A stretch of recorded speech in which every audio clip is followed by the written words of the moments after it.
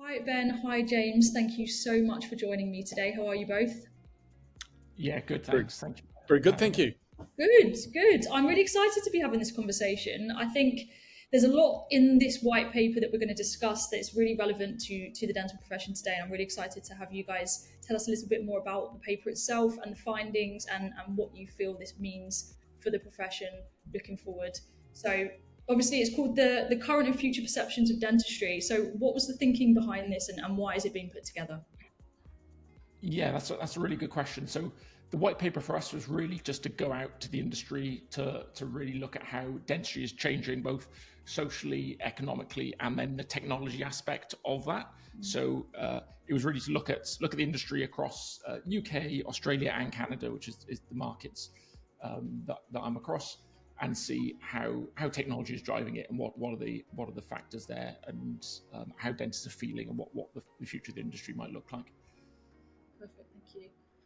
So I'm gonna start with something that might appear on the surface a little bit negative, but I think it's actually really important to discuss. So some of the top issues that were identified in UK dentistry were staff shortages and rising costs.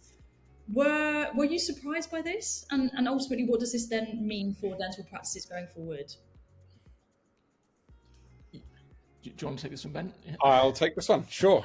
Uh, um, so, no, we were not surprised by this.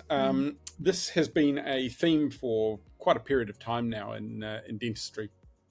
Um, and of course, I think whilst uh, there is now a little bit more labour around in the marketplace, Oh, the NI changes have further increased the cost of being an employer, and this has added to the pressure on practices. So not surprising, but I think across all industries, ours is no different. The the the cost of employing is increasing, but the opportunities to work more efficiently as businesses are changing dramatically. Um, you know, not.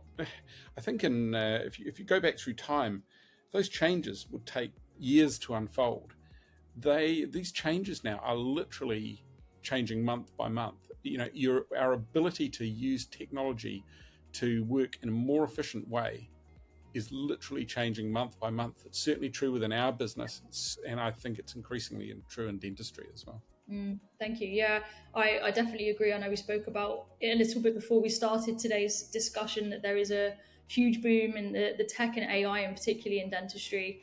And that actually leads me to my next question, which is surrounding that non-clinical patient services section in that paper, where it highlighted ultimately that AI was viewed as complementing traditional ways of working rather than replacing, which I think is a really interesting finding. And I wondered if either of you could just sort of go into that a little bit more for me, please. Yeah, definitely. And I think this part is very specific to dentistry. I think there are some industries where AI may replace roles entirely, but I don't see that happening inside a dental practice, purely because the whole point of the dental team, they're there to serve patients, and that's a very human to human thing. And we may end up way after my time, we have robots that can do dental procedures on people, but I don't see that happening anytime soon. And so I really think that the technology is going to augment people. So to get rid of the mundane tasks, the repetitive tasks that people go through, Yeah, so that the people in the dental practice can focus on the main thing they're there to do, which is treat and help patients. yeah, And absolutely. my hope, and I think that there's a lot of opportunity through this, but I think the big opportunity for the profession as a whole is that we allow dentists and dental care professionals to spend more time with their patients, to give them the care they need, rather than get bogged down in the admin tasks Yeah, that are so commonplace throughout a dental practice.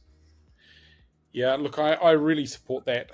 Um, I think, interestingly, just prior to doing this interview, I have literally just walked in the door back from taking a flight, and I was standing in a queue, passport queue, waiting to get back into the country, and I was talking to a pilot standing behind me, and I asked him what impact AI is having in his industry, and he said specifically as pertains to me as a pilot, I don't see it having a big impact on me in the near future. And the reason is that people want to know that there is a human being sitting up the front of the airplane, and I think that is really, as James has just said, that is so true in dentistry.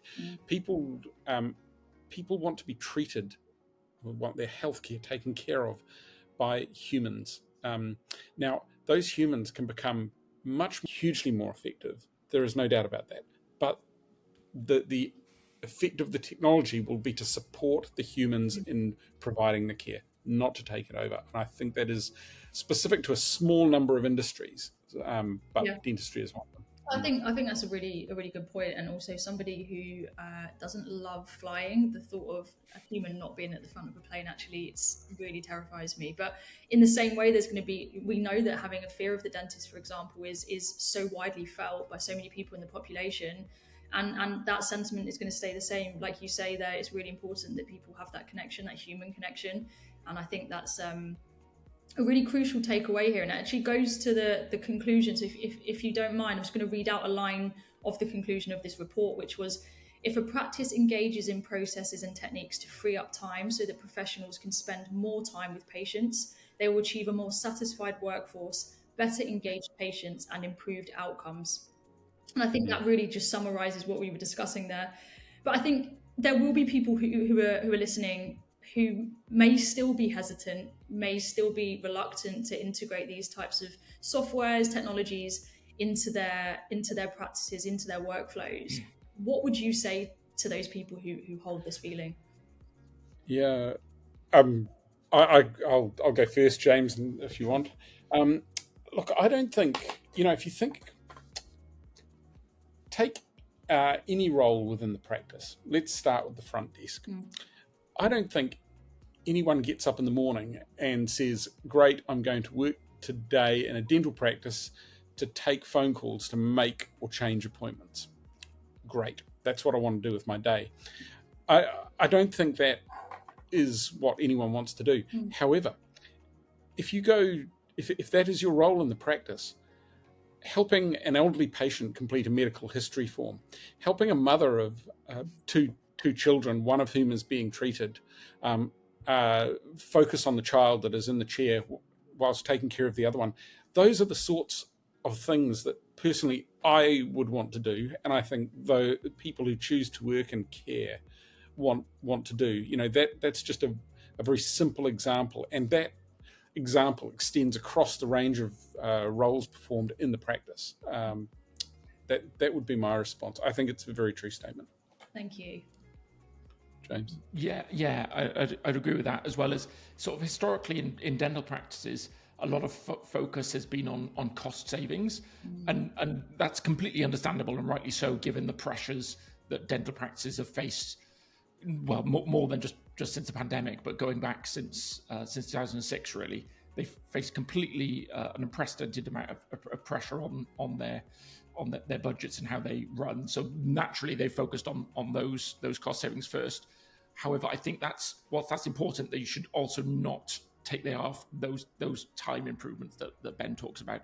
The answering the phone call and moving an appointment is a critically important thing. Your dental practice will not run if you do not have someone doing that job or have that job being done. However, to Ben's point, there are ways now where people can lean to technology so that can be done a different way, and it frees up the person in the practice to focus on the care and the personal element that cannot be replicated with technology at all. So that's where I think a lot of focus probably should rightly move to now, is freeing up people's time to focus on the human element of it. Perfect. Thank you both. That was really insightful. I just wanted to round off the conversation with one final question: is if you could push one message from this white paper, people only just tuning into this conversation now, what would be the message that you'd like them to take away? Yeah, for me, it's really to lean in and embrace that future. I think it can be quite daunting, and certainly I was at the London Dentistry show not that long ago, and there's like an explosion of technology at the moment, not just across the world, but in our industry. And there's a huge amount going on. It can be quite daunting to see all these different tools and where they fit in and where they provide benefit.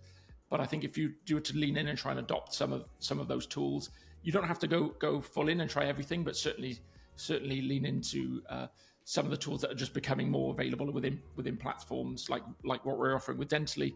I think they'll be surprised at the flexibility and freedom it gives them to, again, focus on the human element of dentistry and not spend so much time, for example, writing notes or whatever it may be. Thank you. Yeah, look, I really agree with that. When it comes to adopting technology, I always feel the best way to adopt new technology is in bite-sized chunks. You know, if you were to sit down and try to completely redesign the workflow of your practice from start to finish, that's fairly daunting.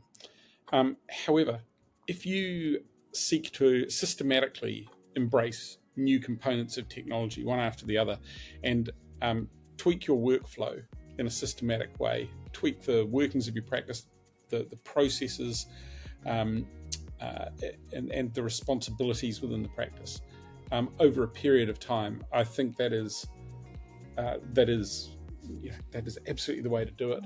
And rather than try to take a practice team through a very large change as a group, in many instances it's so much easier if you're changing one piece for one job role and then another piece for another job role, etc., within the practice. I think that really makes things a lot easier. So, to James's point, I think look at the range of technologies that are available. AI, this is not like of the future. AI is here and now and very much able to help with imaging, with notes, with a range of functions within the practice. Thank you so much. I really appreciate you giving up your time this afternoon. That was really insightful, and I hope everybody enjoys the messages and the conclusions that you drew from the data that you put together in that white paper. Cool, great, good to chat to you. Thank you, Gaby.